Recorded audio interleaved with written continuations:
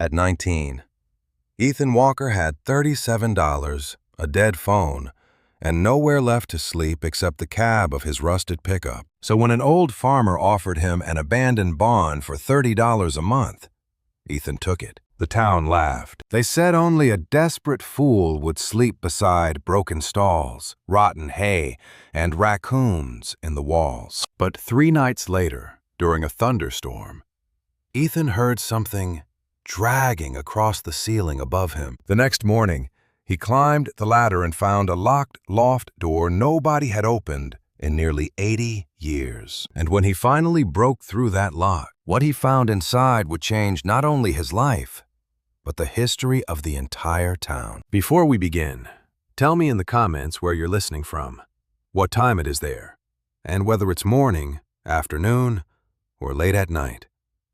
I hope this story brings a little light to your day. And if you enjoy heartfelt stories about forgotten people, hidden places, and lives turned around, make sure to subscribe and join us for the next one. The last place Ethan Walker expected to call home at 19 was the cab of a rusted blue pickup parked behind a closed hardware store. The truck smelled of cold coffee, damp clothes, and engine oil, but it was the only roof nobody had charged him for. At least, not yet. He reached into his wallet and counted his money for the 4th time that morning. $37. That was everything he owned after paying for enough gas to keep the truck running another day. 3 months earlier, he still had an apartment, a steady warehouse job, and his mother. Cancer took her first. Bills took everything else. The lease had never been in Ethan's name, and his stepfather wasted no time selling the furniture and disappearing across state lines. By the time the landlord changed the locks, Ethan had packed his life into a duffel bag, an old toolbox that had belonged to his grandfather, and the pickup his mother had insisted was ugly enough to survive anything. Since then, every night ended the same way. Someone eventually knocked on his window. Security guards, police officers, store managers. "You can't sleep here." Nobody asked where else he was supposed to go. They only wanted him gone. That Tuesday, with the fuel gauge hovering just above empty, Ethan turned onto a forgotten county road lined with overgrown fences and abandoned cornfields. He wasn't looking for anything anymore. He was simply driving until he couldn't afford to. Half hidden behind weeds stood a weathered wooden sign that leaned so badly it looked ready to fall over. "Barn for rent, $30 per month." Ethan laughed out loud. Nobody rented a barn for $30 unless it was falling apart or haunted. Curiosity won anyway. He followed the gravel driveway nearly half a mile before the old barn appeared between towering oak trees. Its faded red paint had almost disappeared beneath years of sun and rain. One sliding door leaned crooked on rusted rails. Several roof shingles were missing, and vines climbed the walls as though nature had been trying to reclaim it for decades. It looked less like a place to live than a place people had forgotten. An elderly man carrying a bucket of feed stepped out from a nearby farmhouse. His gray work shirt was faded from years of use, and his boots looked older than Ethan. "You hear about the barn?" the man asked. "Depends," Ethan answered. "Is somebody actually renting it?" "I am." Ethan glanced back at the building. "For $30. Cash." "What's wrong with it?" The old man shrugged. "Plenty." Ethan couldn't help smiling. Honest answer. Honest, cheaper than fixing it. The old man introduced himself as Walter Briggs. His handshake was firm, rough, and surprisingly warm. "You got somewhere else to stay?" Walter asked. Ethan hesitated only a second before shaking his head. "Not anymore." Walter studied him quietly, noticing the blanket folded across the truck seat, the worn duffel bag, and the tired look that belonged to someone who hadn't truly slept in weeks. Electricity doesn't reach the barn, Walter said. Water's from the hand pump. You break something, you fix it. You leave it cleaner than you found it. Ethan pulled 3 wrinkled $10 bills from his wallet before Walter could change his mind. Walter accepted them, then looked at the $7 Ethan still held. Keep the rest. The sign says 30. You'll need breakfast tomorrow. Ethan stared at him, unsure what to say. Nobody had offered him kindness in a long time. Walter handed him an old brass key. Main door sticks. Give it a shove. The barn smelled of old timber, dust, and dry hay that had long since lost its sweetness. Empty horse stalls lined both sides of the building. Sunlight slipped through narrow cracks between the boards, casting pale golden stripes across the dirt floor. Cobwebs stretched between thick ceiling beams, and a pair of swallows darted through broken windows before disappearing into the rafters. It wasn't much, but for the first time in weeks, Ethan unpacked his duffel bag without wondering whether he'd be forced to pack it again before sunrise. He swept away loose straw with an old broom hanging from a nail and used broken pallets to lift his sleeping bag off the ground. Then he repaired a loose hinge on the entrance door using screws from his toolbox. Walter watched from outside without interrupting. You know your way around tools, he finally said. Ethan nodded. My mom always said if you can fix something yourself, you should. Walter gave a slow smile. She raised you right. Evening settled quietly over the farm. Crickets filled the fields while the wind sighed through gaps in the weathered walls. Ethan lay inside his sleeping bag listening to the old barn creak with every gentle breeze. It was peaceful in a way the truck had never been. Then he noticed something he hadn't seen before. At the far end of the barn, beyond the empty stalls, an old wooden staircase climbed toward the shadows beneath the roof. Curious, he grabbed his flashlight and walked across the dirt floor. Thick dust covered every step. At the top stood a heavy wooden door, reinforced with iron straps blackened by age. A massive, rusted padlock hung from the latch, its metal scarred by decades of weather. Strange marks surrounded the keyhole, as though many hands had once reached for it before suddenly stopping. Ethan raised his flashlight higher and reached toward the lock. Before his fingers touched the cold iron, Walter's voice echoed from the open doorway below. Calm, quiet, yet carrying an unmistakable warning. Whatever you do, the old farmer said, leave that loft alone. Morning sunlight slipped through the cracks in the barn walls long before Ethan opened his eyes. For a moment he forgot where he was. Then the smell of old pine, dry hay, and cool earth replaced the stale odor of his pickup truck. And he remembered. He wasn't parked behind another store waiting for someone to tell him to move. He had rented a place, however broken it might be. The sleeping bag had done little to soften the wooden pallets beneath him, and every muscle in his back protested as he stood. But he still smiled. It was the first morning in weeks that had begun without fear. He stepped outside, washed his face at the hand pump Walter had mentioned, and watched the early mist drift across the fields. Walter was already repairing a fence nearly 100 yards away.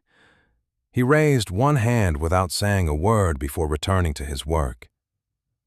Ethan appreciated the silence. Some people filled every empty moment with questions. Walter seemed to understand that a person who had lost everything sometimes needed quiet more than conversation. After eating the last peanut butter sandwich he had packed the day before, Ethan decided the barn deserved better than simply being a place to sleep. If he was going to stay, even temporarily, he wanted to earn the $30 he had paid.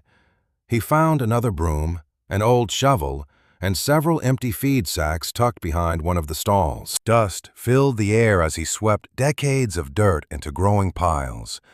Broken boards were stacked neatly along one wall. Rusted horseshoes, bent nails, cracked buckets, and forgotten tools slowly emerged from beneath years of neglect. Every object hinted that the barn had once been busy with life before being abandoned to time. By late morning, he had cleared enough space that the center aisle looked almost respectable.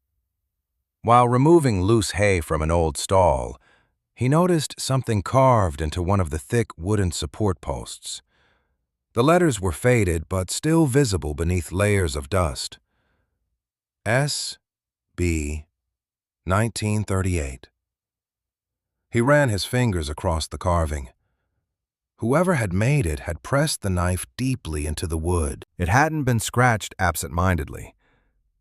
It had meant something. He glanced toward the staircase leading to the locked loft. The same initials seemed oddly familiar, though he couldn't remember why. He shrugged and returned to work. Around noon, Walter drove into town in an aging pickup and offered Ethan a ride if he needed groceries.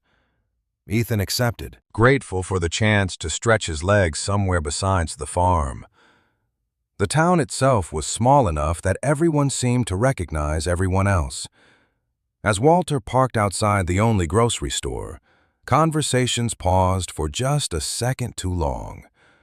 A pair of older men sitting on a bench watched Ethan climb out of the truck. One leaned toward the other and whispered something that ended with both of them looking toward the barn road.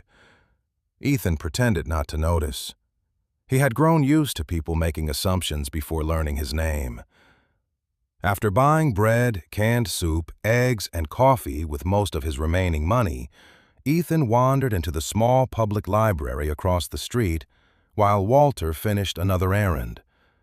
The building was quiet, except for the soft hum of an overhead fan.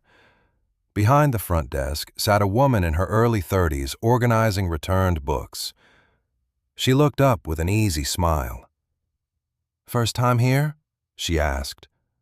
"Does it show?" Ethan replied. "Only because I know everyone else." "I'm Ethan." "Nora Ellis." She reached across the desk to shake his hand. "Welcome to Maple Ridge." There was nothing forced about her kindness, and Ethan found himself relaxing almost immediately. His eyes drifted toward a display of old black and white photographs showing the town decades earlier. One picture caught his attention. It showed several men standing in front of what looked remarkably like Walter's barn, though it had been freshly painted at the time. Before he could study it more closely, another visitor approached Nora with a question, and Ethan stepped aside. He made a mental note to come back another day. On the drive back to the farm, Walter noticed Ethan staring out the window. "Town treat you all right?" he asked. "Mostly." "Mostly?" "People looked at me like I didn't belong." Walter kept both hands on the steering wheel. Small towns remember faces. Sometimes they remember them too long. The afternoon passed with more repairs. Ethan replaced loose boards on one stall, reinforced a section of fence near the entrance, and patched a gap where rain had been leaking through the roof. Every improvement made the old barn feel a little less abandoned. As sunset painted the fields gold, he climbed halfway up the staircase toward the loft. Walter's warning still echoed in his mind, but curiosity refused to disappear. The heavy lock remained untouched. Dust coated every inch of the landing except for a narrow stretch directly in front of the door. Ethan crouched and narrowed his eyes. There, clearly outlined in the gray dust, was a single footprint. It wasn't his. His boots had left fresh tread marks lower on the stairs. This print looked older, softer around the edges, yet far newer than the decades of dust surrounding it. Someone had stood at the loft door not very long ago. A cool breeze drifted through the cracks in the roof, carrying the faint smell of aged cedar from above. Ethan slowly backed down the stairs, unable to shake the uneasy feeling settling in his chest. Night arrived with distant thunder rolling across the hills. Rain tapped gently against the roof, while Ethan lay awake listening to the barn creak around him. Just as sleep finally began to take him, a tiny metallic sound echoed overhead. Click. Something struck the wooden floor above. He grabbed his flashlight and climbed the staircase. The loft door remained locked exactly as before, but resting on the dusty landing beneath it was a small tarnished brass key that hadn't been there only moments earlier. Ethan picked up the small brass key and turned it over in his hand beneath the beam of his flashlight. It was old enough that the edges had softened with age, yet it was strangely clean compared to everything else on the landing. Someone had handled it recently. He looked at the massive iron padlock hanging from the loft door and carefully slid the key into the keyhole. It stopped halfway. He tried again, slower this time, but the grooves didn't match. Whatever this key belonged to, it wasn't the lock that had guarded the loft for decades. He slipped the key into his pocket and climbed back down, though sleep refused to return. Every creak in the barn seemed louder than before. By sunrise, he had convinced himself there had to be a reasonable explanation. Perhaps the key had been hidden in a crack overhead and finally shaken loose by the storm. Even so, he couldn't explain the footprint in the dust. After breakfast, he found Walter repairing an old wagon beside the farmhouse. "Can I ask you something?" Ethan said. Walter kept tightening a rusted bolt without looking up. "Depends on the question." Ethan held up the brass key. "Ever seen this before?" Walter paused for only a heartbeat before returning to his work. "No." "It fell from the loft last night." That finally earned Ethan a glance. Walter's expression hardened in a way Ethan hadn't seen before. "Did you try the lock?" "It doesn't fit." "Good." "Why does everyone act like that loft matters?" Walter wiped his hands on a rag. "Some doors stay closed because they're empty. And some," Walter looked toward the barn in the distance, "some stay closed because opening them changes things that were better left alone." Before Ethan could ask another question, Walter lifted the wagon wheel back into place, clearly ending the conversation. The answer only made Ethan more curious. Later that morning, Ethan drove into town hoping to identify the carved initials he had found inside the barn. The library was nearly empty when he arrived. Nora smiled as she recognized him. "Back already? I think your history section might be more interesting than my sleeping arrangements." She laughed softly. "That's a low bar, but I'll take the compliment." Ethan described the carving on the support beam. "S.B." he said, "and the year 1938. Nora's smile faded into thoughtful curiosity. She disappeared into a back room and returned carrying 2 thick binders filled with old newspaper clippings and photographs. Together, they spread the pages across a large wooden table. Hours passed as they searched through faded headlines and brittle photographs. Finally, Nora stopped turning pages. "Here," she whispered. Ethan leaned closer. The photograph showed a younger version of the very barn where he now lived. Men stood beside wagons stacked with feed sacks. One name appeared beneath the picture: Silas Bennett. Ethan's eyes moved from the photograph to the initials scribbled beneath it. S.B. "Looks like your mystery letters have a name." The article itself revealed very little. It described Bennett as a respected local farmer who had donated livestock during difficult harvest seasons. There were no details about his family, no explanation of what became of him, and no mention of why the barn had eventually been abandoned. "That's odd," Nora said. Someone who owned one of the largest farms in the county should have left a much bigger trail than this. Maybe nobody cared enough to write it down. Or maybe something happened. Ethan folded a copy of the article into his notebook. Guess I have another reason to keep fixing the place. As he walked back toward his truck, a shiny black SUV pulled into the parking lot. A sharply dressed man stepped out, glanced briefly at Ethan, then entered the library. Through the front window, Ethan watched the stranger speaking quietly with Nora. She pointed toward Ethan before shaking her head. The man turned just long enough for their eyes to meet.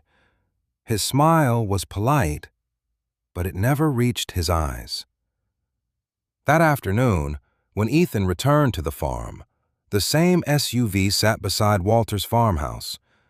The well-dressed man stood near the porch holding rolled blueprints. Walter's arms were folded across his chest. Even from a distance, the conversation looked tense. As Ethan approached, the visitor forced another practiced smile. "You must be the young man renting the barn," he said. "Calvin Rhodes." Ethan shook his hand. "Ethan Walker." Calvin glanced toward the weathered building. "Interesting choice of housing." "It was available." "Not for long, I imagine." Walter's jaw tightened. "I already told you my answer." Calvin ignored him. "Mr. Briggs, my offer still stands. The property is worth far more than you're asking. I'll even take the barn off your hands." "Farm's not for sale." Calvin looked at Ethan again. "I'd advise you not to get too comfortable. Old buildings have a habit of surprising people." "I've noticed," Ethan replied. Calvin chuckled, climbed back into his SUV, and drove away, leaving a cloud of dust hanging over the gravel road. Walter watched until the vehicle disappeared beyond the trees. "Who was that?" Ethan asked. "Someone who thinks every piece of land has a price." "Does he want the barn that badly?" Walter answered without taking his eyes off the road. "More than he should." That night, the wind returned, rattling the old siding. Ethan lay awake staring toward the dark staircase. Just after midnight, a long scraping sound echoed across the loft floor above him. Slowly, deliberately, not like a raccoon, not like loose boards settling. It sounded unmistakably like someone dragging something heavy across old wooden planks. Ethan grabbed his flashlight and climbed the stairs as quietly as he could. The landing was empty. The padlock still hung from the door exactly where it had always been. He held the flashlight steady until its beam reached the dusty floor directly in front of the entrance. Fresh marks cut through the dust, and beside them, as if someone had been standing there only moments before, appeared a second footprint that definitely did not belong to him. Ethan barely slept after discovering the second footprint outside the locked loft. By sunrise, he had convinced himself of only one thing. Someone else cared about that room as much as he did. Whether they wanted to protect what was inside or hide it forever, he couldn't tell. He carried the brass key in his pocket as he walked to the farmhouse, hoping another conversation with Walter might finally produce a straight answer. Instead, he found the old farmer repairing a broken fence post in complete silence. "I heard someone in the loft again last night," Ethan said. Walter kept driving nails into the weathered board. "Old barns make strange noises. Footprints don't." Walter stopped hammering for just a moment before continuing. "Some questions cost more than they're worth." Ethan folded his arms. "You knew there was something important up there." "I knew there was something someone wanted forgotten." "That's not the same thing." Walter finally looked him in the eye. "No, it isn't." He rested both hands on the hammer. "If you choose to open that loft, understand this. Once you know what's inside, you can't pretend you never found it." Ethan nodded quietly. I don't think I want to anymore. Walter disappeared into the farmhouse and returned several minutes later, carrying an old iron crowbar whose handle had been polished smooth by decades of use. Without saying another word, he handed it to Ethan. That was permission enough.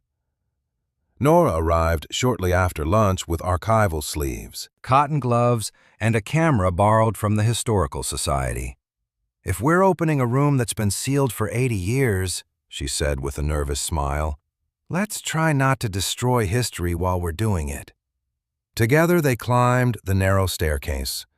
Sunlight filtered through cracks in the roof, illuminating the heavy padlock that had guarded the loft for generations. Ethan tried the small brass key one final time, even though he already knew it would fail. As expected, it slid halfway into the lock before stopping. He looked at Walter, who remained standing at the bottom of the stairs with his arms folded. The old farmer gave a single, silent nod. Ethan wedged the crowbar beneath the rusted latch and pulled. Nothing moved. He shifted his footing and tried again. The old wood groaned. Rust cracked loose from the iron hinges and drifted to the floor like reddish powder. On the third attempt, the screws holding the hasp finally tore free from the weathered timber with a loud snap that echoed through the barn. The heavy doors slowly swung inward, releasing a cool breath of air that smelled of aged cedar, leather, and dust undisturbed for decades. Nobody spoke. Ethan stepped inside first, his flashlight sweeping slowly across the darkness. Thick cobwebs stretched from beam to beam. Sunlight entered through two small windows coated in years of grime, revealing rows of old wooden trunks, shelves stacked with boxes, and furniture hidden beneath faded canvas sheets. Unlike the rest of the barn, nothing appeared damaged by rain. It was as if someone had carefully prepared the loft to survive the passing of time. Nora quietly began photographing everything before either of them touched a single object. "This is incredible," she whispered. Ethan knelt beside the nearest trunk and carefully lifted its lid. Inside lay neatly folded blankets, several family photographs, and a leather-bound ledger with the year 1934 embossed in faded gold lettering. He opened the first page. Every line was written in careful handwriting, listing names, dates, quantities of seed, sacks of flour, livestock, and handwritten notes beside each entry. "These aren't business records," Nora observed after reading several pages. "They're deliveries." Ethan reached into the trunk again and removed a bundle of envelopes tied together with blue ribbon. None had ever been mailed. Each contained handwritten letters thanking someone named Silas Bennett for helping families through difficult winters, failed harvests, illnesses, or unpaid debts. One letter simply read, "You asked us never to tell anyone what you did for us. I will keep that promise as long as I live. But I pray someday people know what kind of man you truly were." Ethan carefully placed the letters aside. Whoever he was, people trusted him. They opened another trunk. Inside rested framed photographs showing the barn bustling with activity decades earlier. Wagons loaded with feed stood where empty stalls now gathered dust. Children smiled beside workhorses. Men unloaded sacks while women sorted supplies beneath the very loft where Ethan now stood. In nearly every photograph, the same tall man wearing suspenders appeared somewhere in the background. Silas Bennett. Nora compared his face to the newspaper clipping they had found in the library. It was unquestionably the same man. "This wasn't just a farm," she said softly. "It was something much bigger." At the far end of the loft, Ethan noticed a small wooden desk covered by a white cloth that had yellowed with age. Inside one drawer rested a sealed envelope. Across the front written in elegant handwriting, were 6 simple words. If someone finally opens this. Ethan looked toward Nora before carefully breaking the brittle wax seal. Inside lay a folded letter and a hand-drawn county map covered with small red circles marking farms across the valley. No explanation accompanied the markings, only names written beside each location, many of which Ethan recognized from the ledgers below. Before he could unfold the letter completely, Walter quietly climbed the stairs for the first time since they had entered the loft. His eyes settled on the map, and all the color slowly drained from his face. "I hoped," he whispered almost to himself, "that this had been lost forever." Ethan looked up. "What is it?"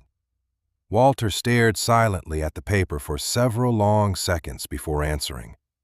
"The beginning of a story this town was never supposed to remember." Morning light filtered through the loft windows, revealing thousands of tiny dust particles drifting above the open trunks, like silent witnesses waiting decades to tell their story. Ethan carefully lifted another leather-bound ledger onto the work table he and Nora had improvised from 2 wooden crates and an old door. Every page carried Silas Bennett's careful handwriting, neat enough to read despite the years.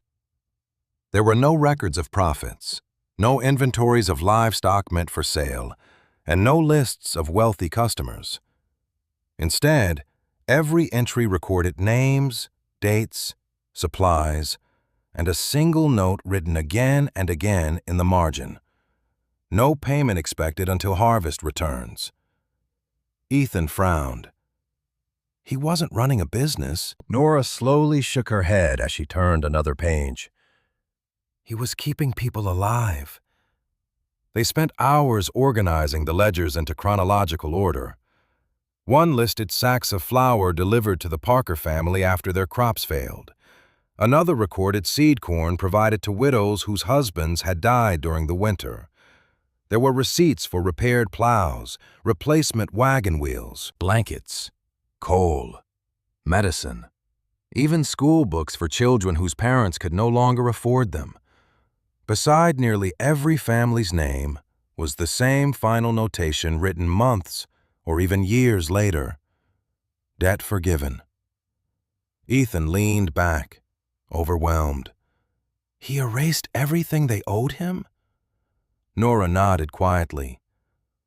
During the Depression, most people were trying to save themselves. Silas Bennett was spending his own money to save everyone else. Inside another trunk, they discovered dozens of handwritten letters tied together with faded blue ribbon. Ethan carefully untied the bundle. The first letter came from a mother, thanking Silas for delivering milk every morning after her husband broke his leg. Another thanked him for secretly leaving firewood behind a family's house so the children would never know they had accepted charity. One elderly farmer wrote, "You told me that pride feeds no family. I have never forgotten those words." Ethan swallowed hard before placing the letter back into the stack. Nobody writes letters like this unless someone truly changed their life. Nora smiled sadly. And nobody keeps them unless they never wanted recognition. As the afternoon wore on, Ethan unfolded a large county map hidden beneath several ledgers. Tiny red circles marked dozens of farms scattered throughout the valley. Each location matched names appearing in the notebooks. Together, they traced the pattern. Every marked property belonged to a struggling family Silas had quietly helped. The barn had never simply stored hay and horses. It had been the center of an entire network of generosity, hidden in plain sight. "This place wasn't abandoned," Ethan whispered. "It was a lifeline." The realization left both of them silent for several moments. Downstairs, they heard the familiar sound of Walter's boots crossing the barn floor. Ethan climbed down, carrying one of the ledgers. Walter removed his hat before accepting it, his weathered hands lingering on the worn leather cover. His expression softened with recognition. "I wondered if you'd ever find these." he said quietly. Ethan looked up. You knew they were here? Walter nodded once. Not exactly where. But I knew Silas kept records of everything. Why didn't you tell us? Walter sat on an old feed barrel and stared toward the open fields beyond the barn doors. Because they weren't mine to reveal. Ethan sat across from him. Who was Silas Bennett to you? Walter smiled faintly. When I was 8 years old, my father lost nearly every acre we owned after 2 years of drought. We would have left this county if Silas hadn't shown up one night with feed for our animals and enough seed to start over. Ethan listened without interrupting. My father tried to repay him for years, Walter continued. Silas always refused. Said one day we'd help somebody else instead. That's how debts should work. Walter looked around the barn with tired eyes. When Silas died, people remembered him for a little while. Then other folks started taking credit for rebuilding the valley after the Depression. His name slowly disappeared. Nora exchanged a glance with Ethan. Do you know why? Walter hesitated longer this time. I know pieces. Not enough to accuse anyone, just enough to know some people preferred history written differently. The words settled heavily inside the quiet barn. If Walter had suspected the truth all these years, he had protected the secret rather than risk destroying evidence he couldn't prove. Ethan understood that now. They returned to the loft with renewed determination. Every document they uncovered strengthened the same story. Silas had never sought wealth. He had invested nearly everything he owned into his neighbors. Late that afternoon, Nora reached for the next ledger in chronological order. Her hand stopped halfway. The empty space between 2 stacks caught her attention first. She counted again. Wait. Ethan looked over. What is it? There should be another book here. She checked the dates written along the spines. We have 1934, 1935, 1936. She frowned. Then it jumped straight to 1938. Ethan searched every trunk again, lifting blankets, newspapers, and wooden boxes. Nothing. Walter climbed the stairs after hearing the commotion. What's missing? Nora answered without taking her eyes off the empty space. The ledger for 1937. Walter's face lost its color. That was the most important one. Ethan turned toward him. Why? Walter spoke almost in a whisper. Because that's the year everything changed. The 3 of them searched until sunset, but the missing ledger was nowhere inside the loft. Someone, at some point, had removed exactly 1 book from an otherwise untouched collection. And for the first time since opening the locked loft, Ethan realized they were not simply uncovering forgotten history. Someone had already been there before them, and they had known precisely what they were looking for. The missing ledger stayed on Ethan's mind long after darkness settled over the farm. It wasn't simply that 1 book had vanished while every other record remained untouched. Whoever had taken it had ignored boxes of letters, maps, photographs, and receipts worth just as much to anyone interested in local history. They had come for 1 specific year, 1 specific book, and they had known exactly where to find it.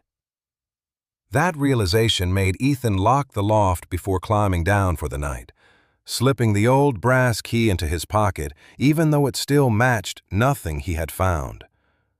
At sunrise, he was replacing loose boards on one of the barn's exterior walls when the sound of heavy engines echoed up the gravel lane. A white county inspection truck rolled to a stop beside the entrance, followed closely by Calvin Rhodes's black SUV. Two men wearing reflective vests stepped out carrying clipboards, while Calvin adjusted his expensive coat as though he were arriving for a business meeting instead of visiting a weathered farm. Walter emerged from the farmhouse before anyone reached the porch. "Morning," one inspector said politely.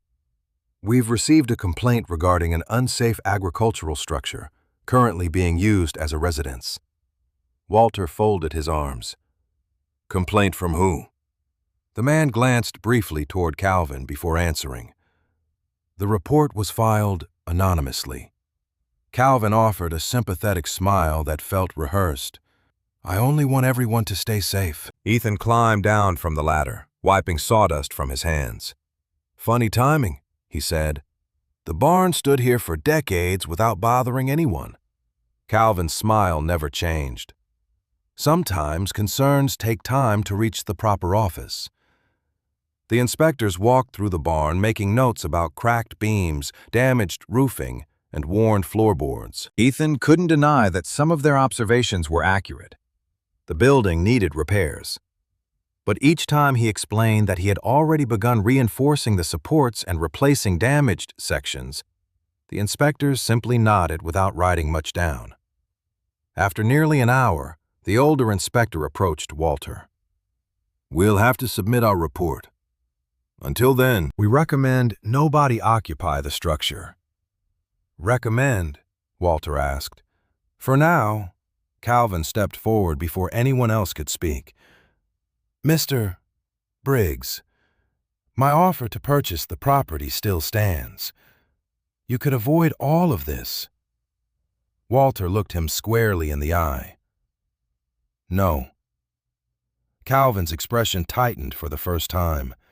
"You're holding on to a building that's falling apart." Walter answered quietly. "Maybe, but it isn't yours."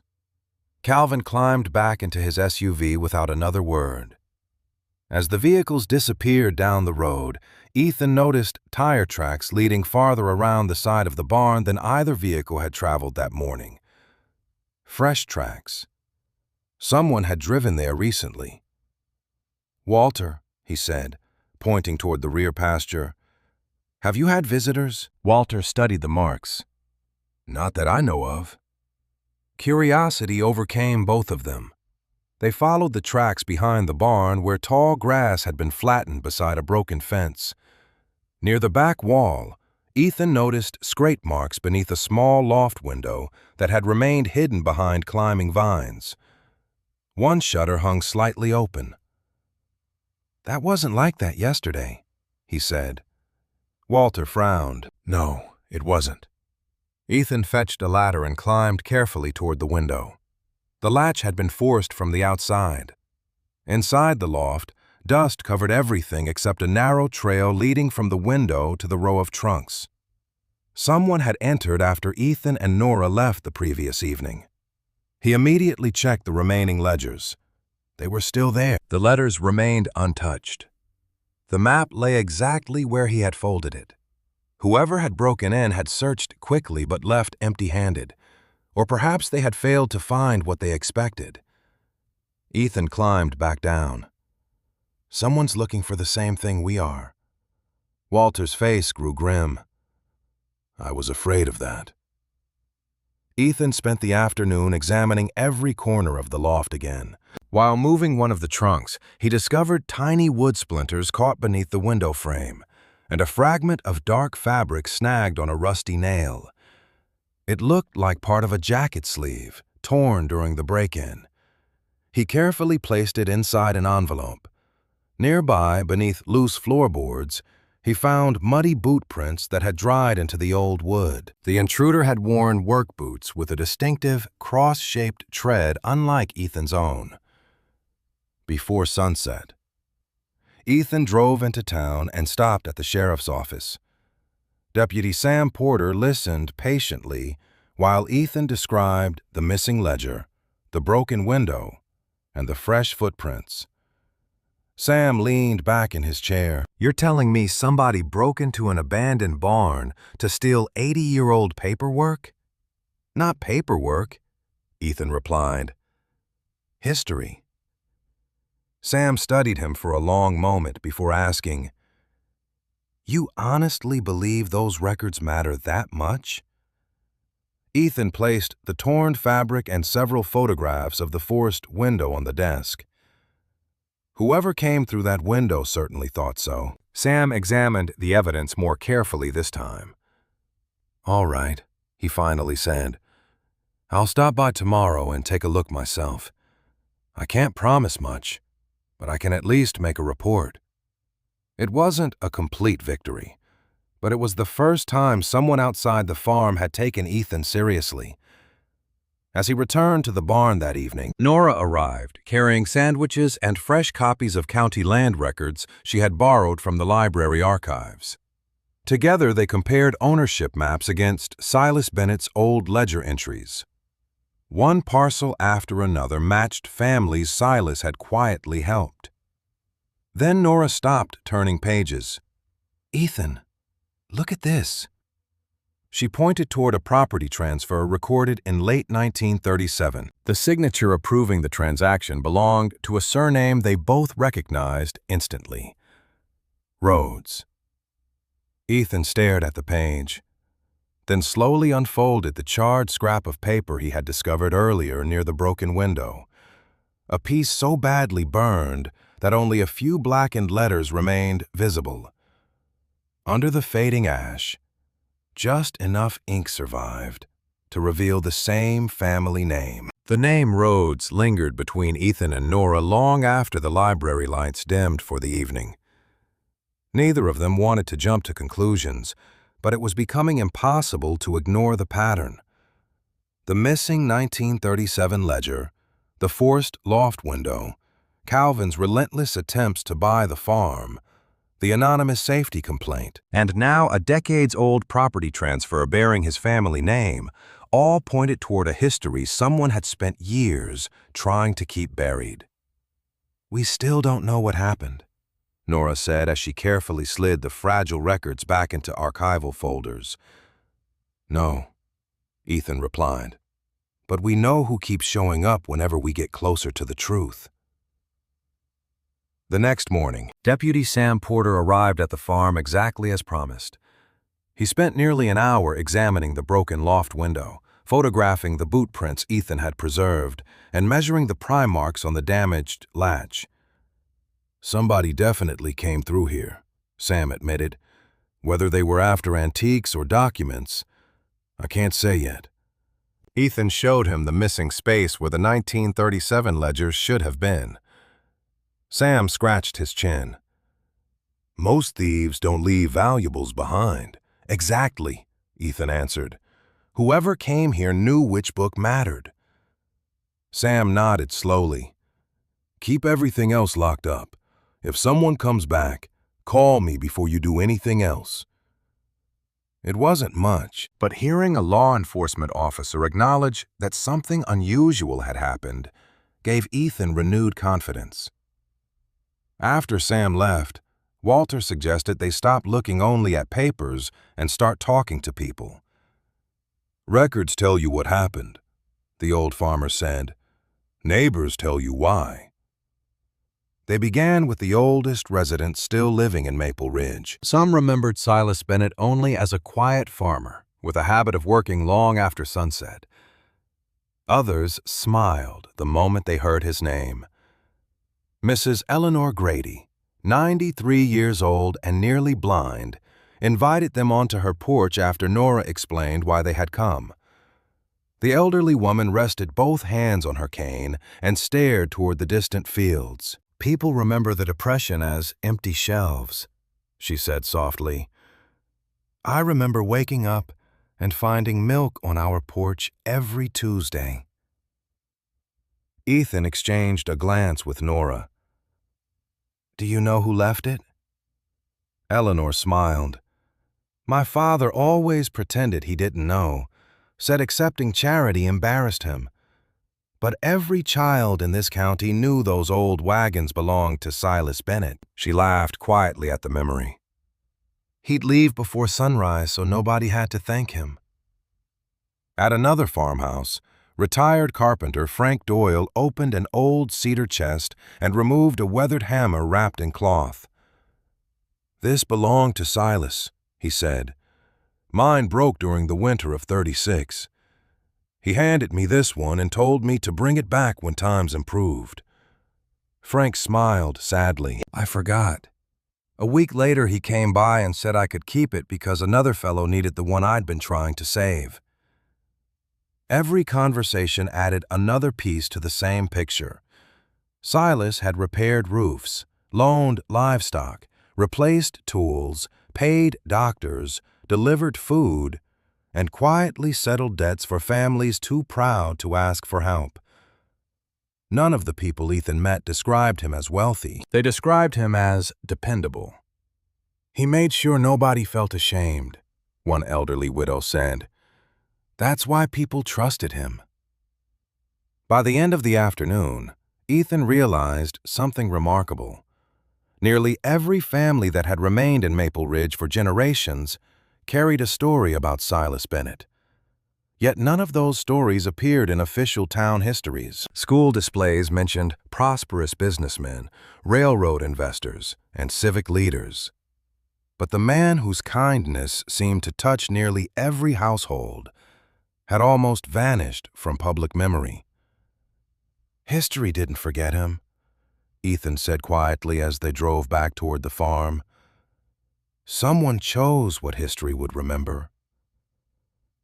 Walter remained silent for several miles before finally speaking. There were people who believed success looked better if nobody knew who helped them get there. That evening, Nora spread the county maps across the loft floor again. This time, she wasn't looking at the farms Silas had helped. She was tracing the families that later became influential in local politics and business. More than once, the names matched recipients from Silas's ledgers. Some had gone on to own banks. Others became county commissioners, merchants, or land developers. Yet nowhere did they publicly acknowledge how close they had come to losing everything before Silas stepped in. Ethan understood how easily gratitude could disappear across generations. Children inherited land without always inheriting the stories behind it. Still, something about the missing ledger suggested more than simple forgetfulness. Someone had wanted one particular year erased. Just before sunset, Walter unlocked an old storage shed behind the farmhouse. From a dusty shelf, he retrieved a faded wooden box no larger than a toolbox. "I haven't opened this in 40 years, he admitted. Inside were family keepsakes, faded photographs, and several handwritten notes from Walter's father. Near the bottom lay a folded church program from Silas Bennett's funeral. The attendance list surprised Ethan. Nearly the entire county had come. Farmers, teachers, shopkeepers, ministers, and laborers had all signed the guest register. "If this many people respected him," Ethan asked, "how could everyone let him disappear?" Walter sighed. "Respect fades when the people who remember begin dying." Tucked inside the church program was a yellowed note written in Walter's father's handwriting. It contained only one sentence. "The proof is still where Silas said it would be.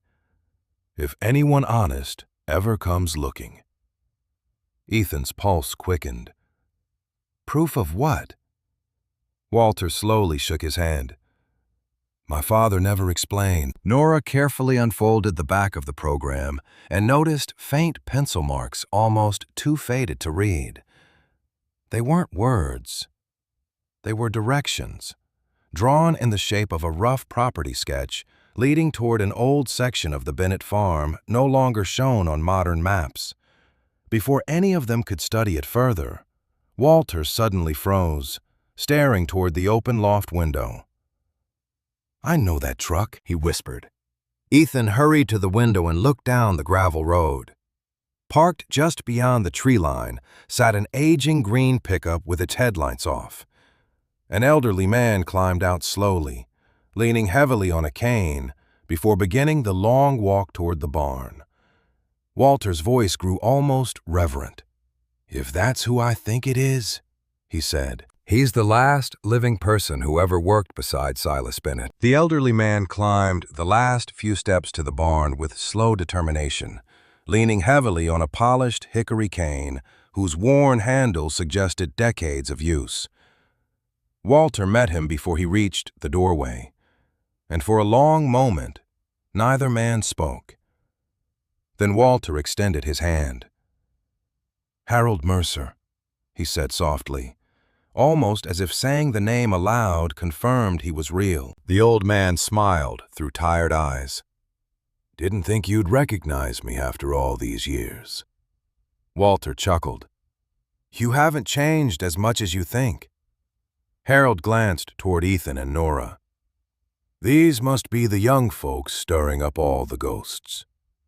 Ethan introduced himself and briefly explained what they had discovered inside the loft. Harold listened without interruption until Ethan mentioned the missing 1937 ledger. The old man's expression grew solemn. "I was afraid that book would disappear one day." Ethan leaned forward. "You knew it existed?" Harold nodded.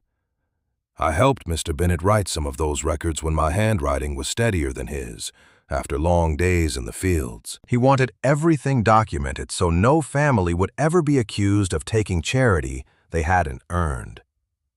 Nora carefully unfolded the faded sketch they had found inside Walter's father's church program. Harold studied it for several seconds before letting out a slow breath. "I'd forgotten about this." He pointed toward a section marked with a tiny cross. "There used to be a spring house here, half a mile east of the orchard. Most folks think it collapsed decades ago." "Is that where the proof is?" Ethan asked. Harold looked at him with surprising certainty. "If Silas kept his promise, yes." Early the next morning, the four of them followed the rough directions across overgrown pasture and through a stand of towering maples that had reclaimed much of the old Bennett property. Brambles covered what appeared to be little more than a shallow mound of stones. Harold tapped the ground gently with his cane. This was the spring house. Ethan spent the next hour clearing vines and loose rock, while Walter helped remove fallen timber. Beneath a rotted floor beam, they uncovered a narrow wooden hatch reinforced with rusted iron straps. Unlike the loft door, this one opened easily after Ethan lifted the warped latch. Cool air drifted upward from a cramped stone storage chamber untouched for decades. Shelves lined the walls, though most had long since collapsed. In one corner sat a weatherproof metal box wrapped in oilcloth. Ethan carefully carried it into the sunlight. Inside lay several sealed envelopes, 2 rolled property surveys, and a single leather ledger whose spine bore one faded number, 1937. For several seconds, no one moved. The missing ledger had been hidden exactly where Walter's father had hinted it would be. Nora carefully opened the book while Ethan held his breath. The first pages continued the familiar pattern of supply records and forgiven debts. Then the entries changed. Instead of food, seed, and livestock, Silas had begun documenting land transactions, emergency loans secured against farms, and signed acknowledgments from families he had quietly helped prevent from losing everything during the harshest months of the Depression. Tucked inside the final pages rested folded contracts bearing several familiar surnames, including Rhodes. Harold removed his glasses and stared at one document for a long time. "I remember this day," he whispered. "Silas paid off the mortgage on the Rhodes family farm after the bank threatened foreclosure." Ethan looked up. "Then why would anyone hide this?" Harold slowly turned another page. Attached to the ledger by a faded ribbon was a handwritten statement signed by Silas Bennett and witnessed by 2 local ministers. It explained that several influential landowners had publicly claimed credit for rebuilding Maple Ridge after the Depression, while privately accepting substantial financial assistance from Silas. He had never intended to expose them. The statement concluded with a simple sentence: "If these records are ever needed to defend the truth, let them speak without bitterness." Nora closed the ledger carefully. "He wasn't trying to embarrass anyone." "No," Walter replied. "He was protecting history in case someone rewrote it." As they packed the documents into archival boxes, Ethan noticed a folded survey map unlike the others. It outlined nearly every parcel Silas had helped save and identified the exact amount he had contributed to each family. Combined with the ledger, it created a complete financial record, proving beyond question that Silas, not the businessman later celebrated in town history, had quietly financed much of Maple Ridge's recovery. "This changes everything," Nora said. "It doesn't accuse people with rumors. It proves what happened." Deputy Sam Porter arrived that afternoon after Ethan called from the farmhouse. He photographed every page, logged the discovery, and placed the original documents into protective evidence sleeves until certified copies could be made. After reading several entries himself, Sam looked at Ethan with genuine respect. "You didn't just find an old ledger," he said. "You found the missing chapter of this town's history." Word spread quickly despite their efforts to remain discreet. By evening, several longtime residents stopped by the farm carrying family letters, photographs, and receipts that matched names recorded in the ledger. Each new document strengthened the same story. Silas Bennett's generosity had reached farther than anyone imagined. Meanwhile, Calvin Rhodes never appeared, though more than once Ethan noticed unfamiliar vehicles slowing briefly near the farm before driving away. It was obvious that someone knew the missing ledger had surfaced. 2 days later, the mayor's office contacted Nora after Deputy Porter submitted his preliminary report. The County Historical Society requested an emergency public hearing to review the newly discovered evidence before any official historical designation could be considered. Walter folded the letter carefully and handed it to Ethan. "Looks like the whole town is finally ready to hear the truth." Ethan stared at the notice for a long moment. The hearing would determine not only Silas Bennett's place in local history, but also whether the barn itself would be preserved or demolished for redevelopment. He folded the letter into his pocket and looked toward the loft that had changed everything. The mystery was no longer hidden behind a locked door. Now they would have to convince an entire town to believe it. The Maple Ridge Town Hall had never been so full. Folding chairs lined every aisle. Neighbors stood shoulder to shoulder along the walls, and late arrivals gathered quietly near the open doorway, hoping to hear whatever would unfold.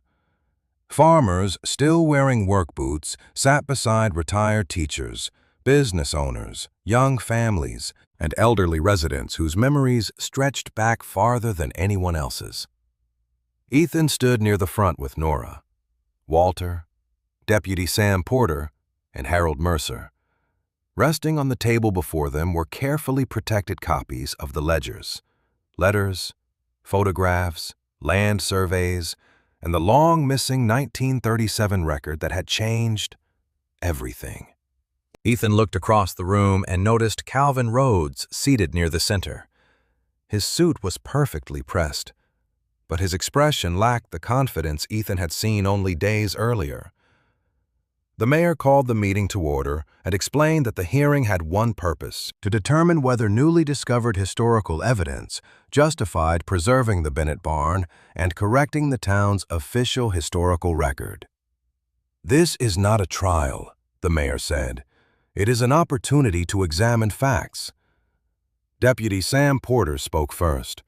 He described the recovery of the documents, the break-in at the barn, and the chain of custody that ensured every record had been properly preserved after its discovery. His calm professionalism quieted any suggestion that the evidence had been fabricated. When he finished, Nora stepped forward carrying one of the ledgers.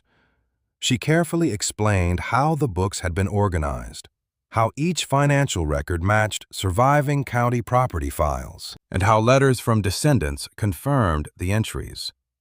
Large copies of several pages were projected onto a screen so everyone could read Silas Bennett's careful handwriting for themselves. Names that many people recognized appeared one after another, followed by notes reading, "Debt forgiven," "Seed delivered," "Roof repaired," and "No payment expected." Murmurs spread through the audience as people realized their own grandparents and great-grandparents had been among those quietly helped. Ethan then unfolded the survey map discovered inside the spring house. He traced the marked farms one by one, explaining how each property corresponded with entries in the ledgers and later county ownership records. "These documents don't tell one family story," he said. "They tell the story of an entire community that survived because one man refused to let his neighbors fail." The room remained silent. No one interrupted. No one laughed. Harold Mercer slowly rose from his seat, leaning on his cane as he approached the podium. His voice trembled at first, but grew stronger with every sentence. He described working beside Silas as a teenager, loading wagons before sunrise so struggling families would never know who had delivered food to their porches. He explained how Silas insisted that kindness should protect dignity instead of seeking recognition. "He never wanted statues," Harold said. "He only wanted children to have breakfast." Several people quietly wiped tears from their eyes. The mayor then invited anyone with first-hand knowledge to speak. One after another, elderly residents stood. Eleanor Grady remembered the milk that appeared every Tuesday morning after her father lost his harvest. Frank Doyle held up the hammer Silas had loaned him nearly 90 years earlier. Another resident produced a faded receipt matching an entry in the recovered ledger. Every testimony supported the same truth. Silas Bennett had become the invisible foundation beneath generations of families who later rebuilt Maple Ridge. Finally, Calvin Rhodes stood. The room grew noticeably tense. He adjusted his jacket before speaking. "No one here denies Mr. Bennett was generous," he began. "But generosity alone doesn't rewrite history." Ethan remained silent, allowing Calvin to continue. "Communities are built by many people. My grandfather invested in local businesses, expanded farmland, and employed workers for decades. We shouldn't diminish one contribution to celebrate another." Nora quietly opened the 1937 ledger to its final section and handed it to the mayor, who read several entries aloud. Each documented mortgage payments Silas Bennett had quietly made on behalf of struggling families, including the Rhodes farm. Attached to those entries were signed acknowledgments witnessed by 2 ministers and supported by county financial records recovered from the archives. The mayor looked up slowly. "According to these documents, your grandfather accepted substantial financial assistance from Mr. Bennett before later presenting himself publicly as the principal financier of the town's recovery." Calvin's face lost its color. "Those records don't prove intent." Walter rose before anyone else could answer. His voice carried the quiet authority of someone who had waited most of his life for this moment. "No," he said. "They prove gratitude was forgotten." He turned toward the audience. "My father told me something when I was a boy. He said the strongest people aren't the ones who never need help. They're the ones honest enough to remember who helped them." The room fell completely silent. There was no applause, no argument, only the weight of truth settling over people who suddenly saw their own history differently. The mayor looked toward Ethan. "Is there anything you'd like to add?" Ethan glanced around the crowded hall before speaking. I came to Maple Ridge because I had nowhere else to go. I rented an old barn for $30 because it was the only place nobody told me to leave. I thought I was looking for shelter. He paused, looking briefly toward Walter before continuing. Instead, I found a man who spent his life making sure other people always had somewhere to belong. I don't think Silas Bennett cared whether anyone remembered his name, but I think we should. For several long seconds, no one moved. Then an elderly woman near the back slowly stood. Another person followed, then another. Within moments, the entire audience was on its feet, not cheering, not shouting, but standing together in quiet respect. Ethan felt his throat tighten as he looked across the room. The recognition Silas Bennett had never asked for had finally arrived, carried not by anger or revenge, but by gratitude shared across generations. The town council voted unanimously before the sun had fully set. The Bennett barn would not be demolished. Instead, it would be designated a protected historical landmark, with restoration funded jointly by the County Historical Society, private donations, and dozens of local families whose names had appeared in Silas Bennett's ledgers. The decision was met not with loud celebration, but with quiet relief, as though Maple Ridge had finally corrected a mistake that had lingered for generations. Over the following weeks, something remarkable happened. People who had never spoken to one another before arrived carrying ladders, lumber, paintbrushes, and toolboxes. Retired carpenters repaired beams alongside high school students earning volunteer hours. Farmers donated reclaimed timber. Electricians rewired the building free of charge. Local restaurants delivered lunches without being asked. Even families whose ancestors had never known Silas Bennett simply wanted to help because they believed his story deserved a future. Ethan worked from sunrise until evening nearly every day, replacing damaged floorboards, reinforcing the roof, sanding handrails, and carefully restoring the loft that had once been sealed behind a rusted lock. Every repaired board felt different from the construction jobs he had taken before. Back then, he had worked only to survive. Now, every nail he drove carried purpose. One afternoon, Nora climbed into the loft carrying a newly framed photograph of Silas Bennett standing beside the barn almost a century earlier. "I thought this belonged here," she said. Ethan smiled as they hung it above the restored work table where the original ledgers would eventually be displayed in protective cases. Looking around the room, he realized how different it felt. Months earlier, the loft had been dark, silent, and forgotten. Now sunlight poured through clean windows. Shelves held carefully preserved documents, and visitors would soon walk the same floor searching not for treasure, but for the story of one man's quiet generosity. Deputy Sam Porter stopped by later that week with another surprise. "The county approved it," he said, handing Ethan an envelope. Inside was an official letter offering Ethan a full-time position as caretaker and restoration coordinator for the Bennett Heritage Center.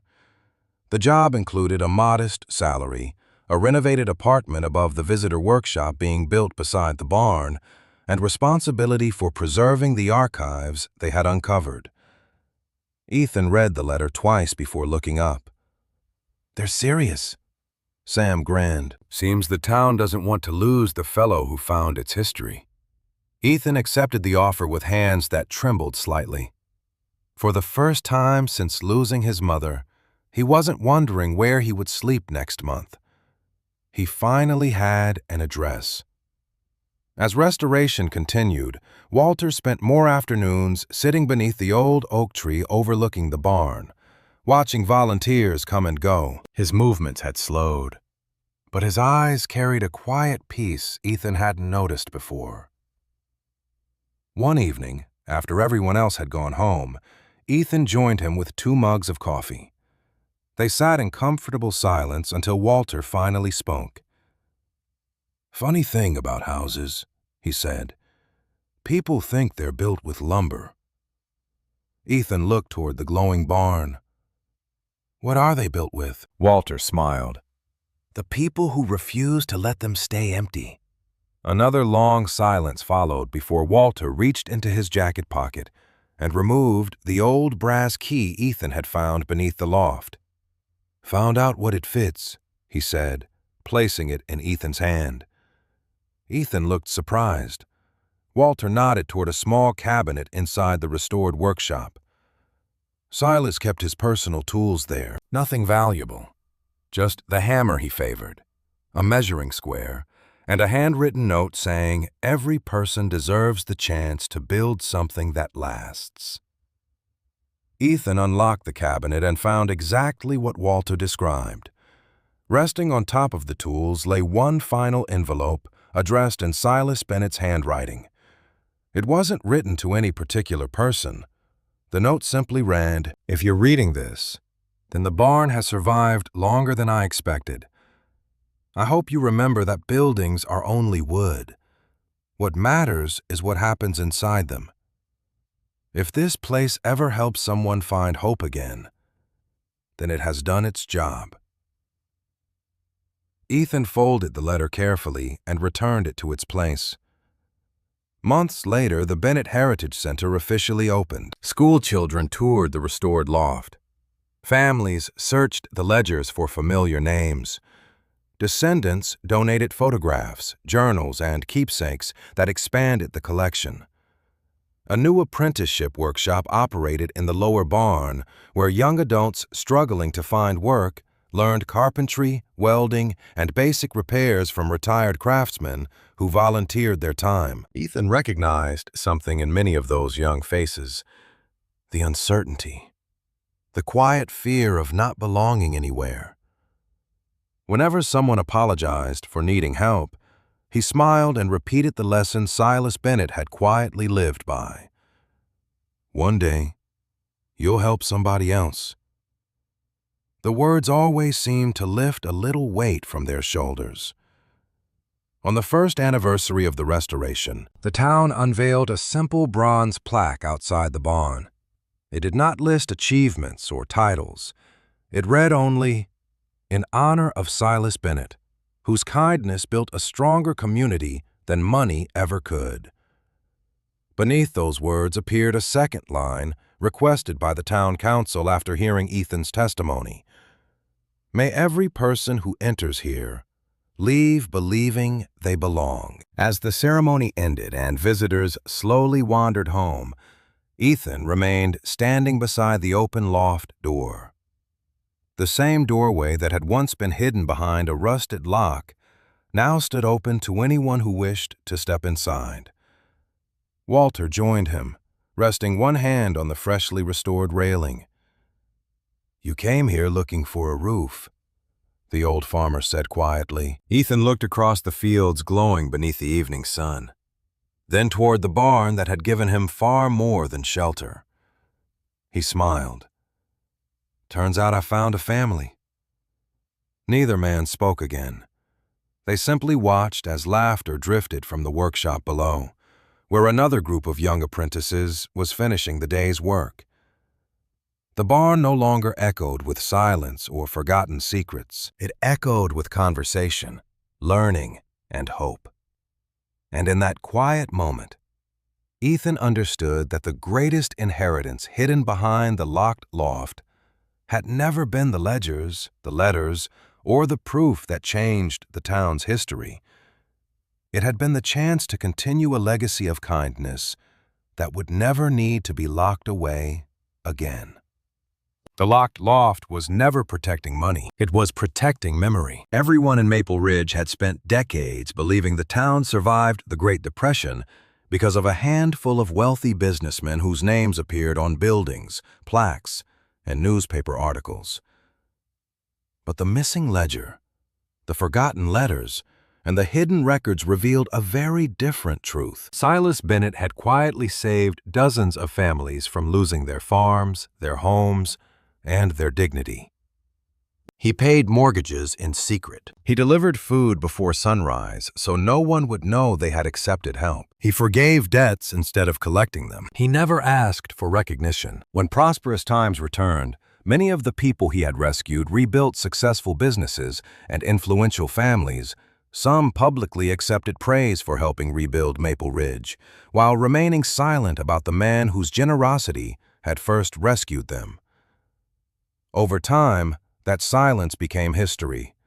Generation after generation inherited success without inheriting the truth behind it. The missing 1937 ledger had been hidden not because it contained treasure, but because it contained undeniable proof that Silas Bennett's sacrifices had made the town's recovery possible.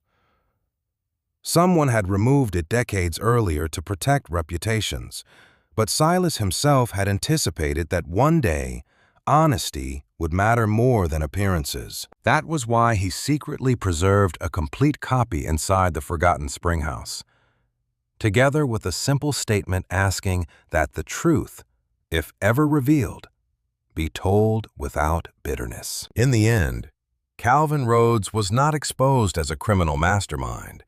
He was simply the latest descendant of a family that had benefited from a carefully edited version of history. Faced with undeniable evidence, even he could no longer deny what his own grandfather had received from Silas Bennett. The greatest consequence was not punishment, but accountability. The real inheritance, Ethan discovered, was never hidden inside the trunks, the ledgers, or the locked cabinet. It was the realization that a person's greatest legacy is not measured by what they accumulate, but by what they quietly give away. Ethan had arrived at the farm believing he was a homeless teenager, renting a collapsing barn because he had nowhere else to go. He left knowing he had become the caretaker of a legacy built on compassion. The abandoned barn became a place where struggling young people could learn trades, rebuild their confidence, and find opportunities just as Ethan had.